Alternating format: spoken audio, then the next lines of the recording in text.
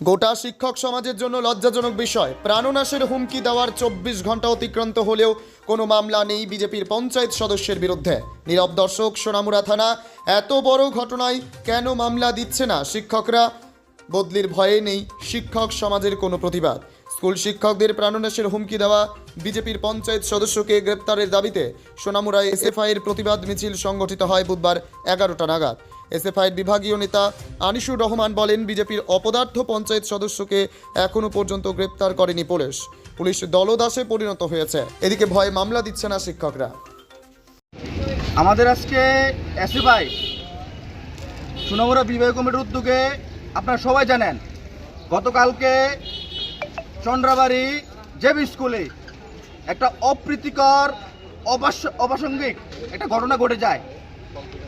ওই স্কুলের ওইখানকার বিজেপির পঞ্চায়েত মেম্বার, আমরা যেহেতু পঞ্চায়েত মেম্বারের একটা সে পদের একটা গরিমা রয়েছে, গুরুত্ব রয়েছে, কিন্তু তা সত্ত্বেও উনি কালকে যে কাজ করেছেন আমরা বলবো এক অপদার্থ মেম্বার।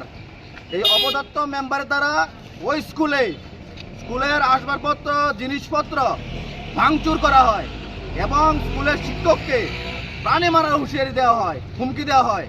যে ঘটনা গতকালকে থেকে শুরু করে সমগ্র সোশ্যাল মিডিয়ায় সামাজিক মাধ্যমে ঘুরে বেড়াচ্ছে, আমরা সেই ঘটনা দেখার পরেই আমরা তড়িঘড়ি আজকে আমাদের বিভাগীয় কমিটির উদ্যোগে আমরা এক প্রতিবাদী বিক্ষোভ মিছিল আমরা সংগঠিত করি। আমরা বলতে চাই, রাজ্যের যে স্কুলগুলি রয়েছে সেই স্কুলগুলির মধ্যে 18 সালের পর থেকে প্রতিনিয়ত ছাত্রছাত্রীরা নিরাপত্তা সংকটে ভুগছে। প্রতিনিয়ত বিজেপির গুন্ডারা, নাম করা চুনুপুটি নেতারা, মেম্বার, বিভিন্ন বুথ প্রেসিডেন্ট থেকে শুরু করে প্রধান, তারা সেই স্কুলের মধ্যে হিংসাত্মক ঘটনা ঘটিয়ে যাচ্ছে।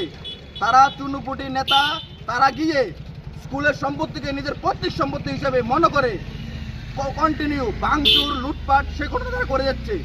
এই ঘটনারই প্রতিবাদ জানিয়ে আজকে আমাদের এই প্রতিবাদী মিছিল। শিক্ষকের সাথে আপনাদের কোনো যোগাযোগ হয়েছে না? কি অবস্থা, উনি মামলা করেছেন কিনা? এখন যেটা মামলা, আমরা সবাই জানি যে বর্তমানে এই রাজ্যের মধ্যে প্রশাসনিক ব্যবস্থা নাই বললেই চলে। থানার বড়বাবুরা বিজেপির চুন্নপুরের নেতাদের ইশারায় উঠা বসা করেন, চলাফেরা করেন। কারণ যেখানে কোনো আক্রমণ, সন্ত্রাস সংগঠিত হয় সেখানে কিন্তু পুলিশ পৌঁছে যায় নিরাপত্তা দেওয়ার জন্য, সেই জিনিসটাকে আইনের আওতায় এনে বিচারের মাধ্যমে সেই জিনিসটাকে সমাধান করার জন্য। কিন্তু গতকালকে এই ঘটনা ঘটার পরে সামাজিক মাধ্যমে সেটা জিনিসটা ভাইরাল, কিন্তু পুলিশ কোনো কাউকে এখনো পর্যন্ত গ্রেপ্তার করেনি। এই ঘটনার সাথে যারাই যুক্ত তাদেরকে অতি সত্ত্বর গ্রেপ্তার করতে হবে। এবং আমরা এসএফআই ভারতীয় ছাত্র ফেডারেশন বলতে চাই, আপনারা সবাই জানেন গতকালকে এখানে টাউন হলে সোনামুড়ার মধ্যে এখানে উচ্চ শিক্ষামন্ত্রী কৃষি বর্মন এসেছিলেন। উনি এখানে ভাষণের মধ্যে বলছিলেন যে এখন ত্রিপুরা রাজ্যের মধ্যে সুশৃঙ্খল স্কুলগুলির মধ্যে, কলেজগুলির মধ্যে শান্তিপূর্ণ, ভ্রাতৃত্বপূর্ণ বিরাজমান করছে, সিস্টেম বিরাজমান করছে। কিন্তু তার কথা বলার সাথে সাথেই ওইখানে চন্দ্রাবাড়ি স্কুলের মধ্যে বিজেপি মেম্বার দ্বারা আক্রমণ সংঘটিত করা হলো।